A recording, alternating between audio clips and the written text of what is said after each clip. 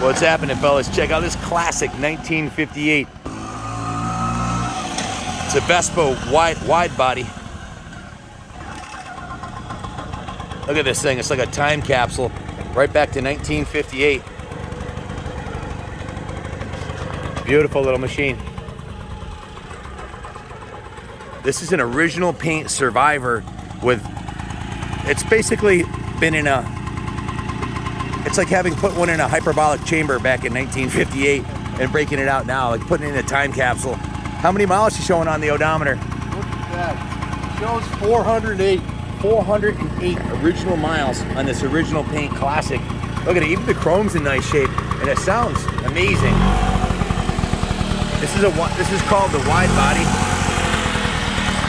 They call it a wide body for obvious reasons. It kind of looks like a Volkswagen fender almost. This has got a 2-up seat on it, so you can ride 2. And it has a grab rail on the back, which is really cool too. It's got a period correct Roadrunner sticker on it. And it also, it's a Vespa 150 Piaggio, and it has Pepe Le Pew on there. How cool is that? License plate mount on the front. Look at the attention to detail on this thing. It's just beautiful. Original paint on the rims. The tires are brand new on this bike, guys. It's got brand new, top of the line Michelin tires, front and rear. It's got the Made in Italy Piaggio.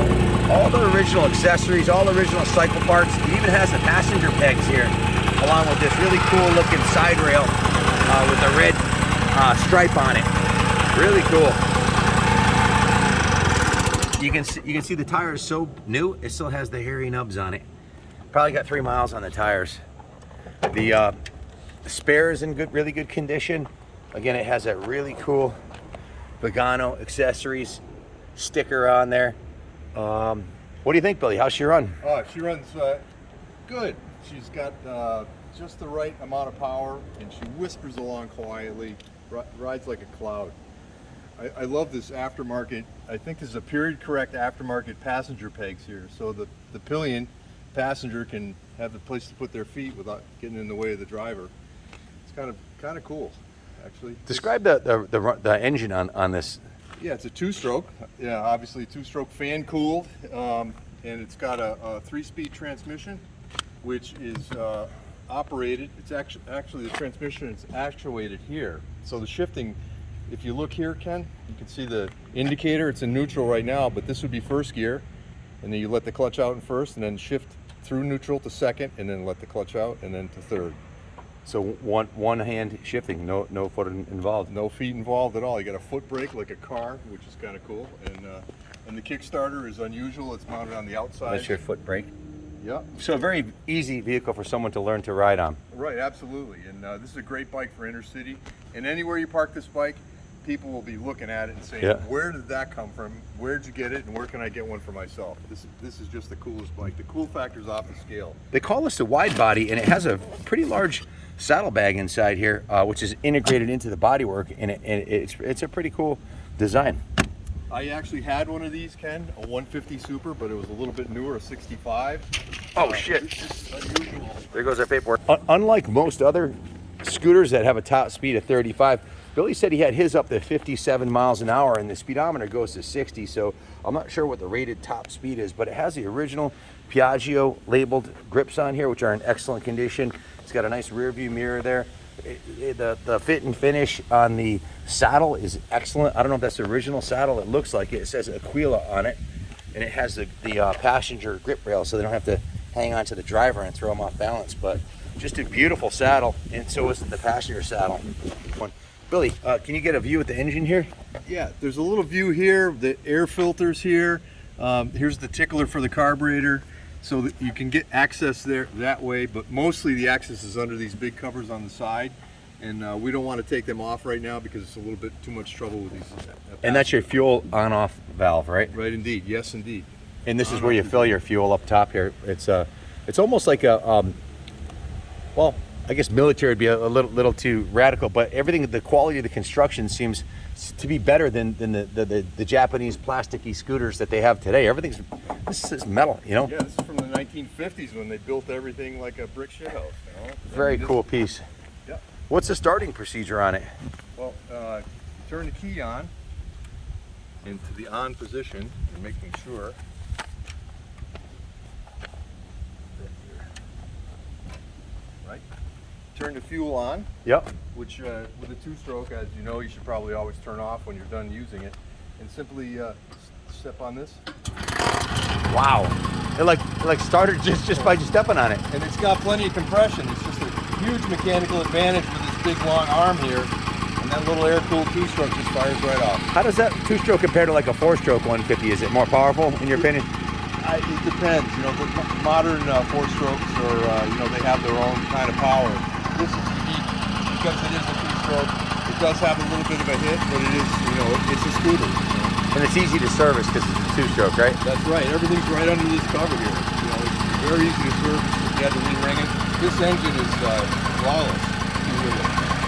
It is a Vespa 150 VB1T by Piaggio. It's a Vespa wide mount body style, which is from the 50s. This one's a 1958 with the 8-inch wheels and rims. The engine number is VBM 101182, and it's a 58 Vespa 150. I do have a work order here I can go over with you and tell you what we did to it. One, right there live. So the bike got a full rotisserie detail. That means it was steam cleaned, pressure washed, degreased. The entire cycle from the top of the handlebars to the bottom of the engine was thoroughly steam cleaned, hand washed, waxed. Everything was cleaned up beautifully, including the engine, the wheels, etc. The body panels were buffed and then sealed with a coat of new coat. So she's ready to bring to the show or ride to the beach. The service department, Jimmy drained the fuel out of it, flushed out the tank with new fuel, put a new fuel line, a new fuel filter on it, completely rebuilt the carburetor, put a new fuel petcock assembly on it, new NGK spark plug, set the points gap, set the ignition timing, lubricated the throttle cable, lubricated the twist assembly, lubricated the clutch cable, and adjusted and lubricated the shift cables, lubed and adjusted correctly so the shift indicator marks and the detents are perfectly matched up. Adjusted the front and rear brakes, topped off the transmission oil, and filled it full of fresh fuel. So engine ethanol-free fuel. Jimmy spent an entire, well, a little bit over a day on it, 10 hours on the clock. So we punched time cards on these, and then the detail shop had 8 hours in a full rotisserie detail, including the engine. So 18 hours of labor plus parts. Total came to $2,404 on the work order. To recommission this bike, it looked like it does now, but this is what we call a preservation service or a recommissioning of a motorcycle, where everything's done so it's ready to ride and or put it back into storage. If you're to store it, you'd want to drain the fuel. But obviously, Billy, tell us a little bit about the guy that you got this from, because there's a backstory on this particular scooter. Well, this gentleman owned this scooter for since 1966. I think he said he bought it, and he rode it year after year, enjoyed it, never had a problem with it. It's not restored, it was serviced, but he kept it, you know, it was his own bike and he loved it. And who wouldn't love this thing? It's so cool. I mean, it's a cool factor off the scale. So he owned it for 56 years. He owned it all that time. That's remarkable. Yeah, and he loved it. You could tell. I mean, this is the way we got it pretty much. I mean, it wasn't dirty. It hadn't been sitting in the corner. It was right in the center of his garage. Like it was preserved. Like I said, like it was put in an oxygen tank for 50 years. No, very well preserved. I've seen 10-year-old scooters that don't look, 5-year-old scooters don't look this nice. Agreed. And this has that cool factor from the 50s. If you bring this to the city, if you went to New York City with this, you wouldn't be able to, you know, move, because people would be all over you wondering where you got it and how they could get their own, honestly.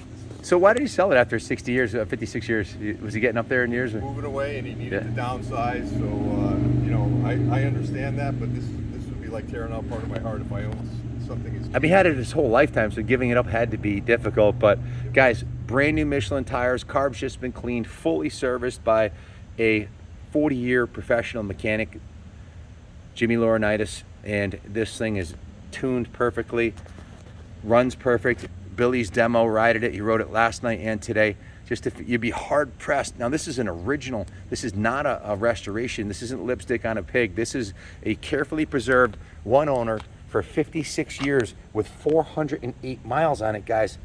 I can't imagine there's another one out there on the planet for sale today. This low miles, this nice. And it runs just like a brand new scooter. It sure does, yeah. And rides like a new scooter. everything works. It's just, it's a lovely piece, really lovely piece. It's getting the all the advantage of buying an antique and a classic, as far as the investment and the cool factor in the appreciation that it's going to have, with none of the hassles. Everything's done. The tires, brakes, everything's been dialed in on it. The engine, you just get on and go. So. In England in 1965, they imported 200,000 of these things to the UK from Italy. Wow. They all sold, and it created a scooter boom where the bikers, they were called the rockers, and the mods on their scooters, they had a battle of war, and it was chronicled in a movie by The Who called Quadrophenia. And that is just second to none. I mean, that movie is something else, and it shows bikes just like this in gangs, and the guys all had their hair cut neat, and suits on, and the bikers with leather jackets, and they clashed. They had a big fight at Brighton Beach. I think it's Brighton Beach in the south of England. I mean, it was a massive riot, the mods versus the rockers. So this represents a period of time that is unforgettable to me. The whole culture grew up around these. Yes, and to this day, Honda with the Metropolitan scooter, which looks like a modern version of this, is pretty much that's still being embraced by culture today. That's right, it is indeed. And this bike is a perfect city bike or a perfect beach bike. You could ride it and park it easily. A lot of places allow these to park on the sidewalk, so you don't have to worry in the city. And as you saw me start it, it's so easy to run, easy to operate. It almost started itself, your foot, but just basically. That's right. Yep. And unlike a 50cc Metropolitan, this is a full 150, and it's a two-stroke, which is usually double the horsepower of a four-stroke the same size. So it's probably equivalent to a 250 or 300 four-stroke in torque and horsepower. It's a 150, super fuel efficient, super simple to work on because it's a two-stroke. Very cool double passenger setup here. The way it's got two different levels here, and the bar on it, just super cool in the saddlebag. Anyways, if you have any questions about it, give us a call, 860-454-7024. Billy, you want to take her for one final ride before we put her in the museum? Sure. If you have any questions, give us a call, 860-454-7024. Billy usually answers the phone, or Junior or Sarah or me. One of us will gladly answer any of your questions. We can ship this thing anywhere in the world for you, anywhere in the United States, pretty easily. And we'll keep it on display here for you for a while. Just give us a call. Let us know what you want to do. We just need to find a forever home for it. It had a forever home for 56 years, but now it needs a new home.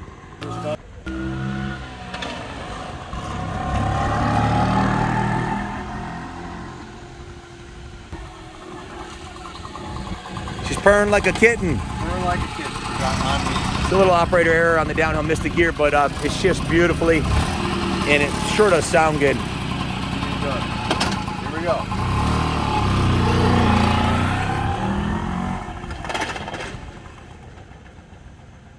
They don't make them like they used to.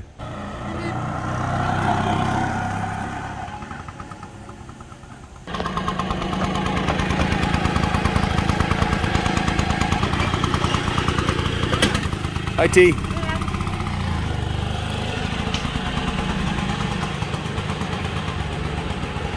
Mom always said no riding in the house. Thanks for watching, and as always, God bless America.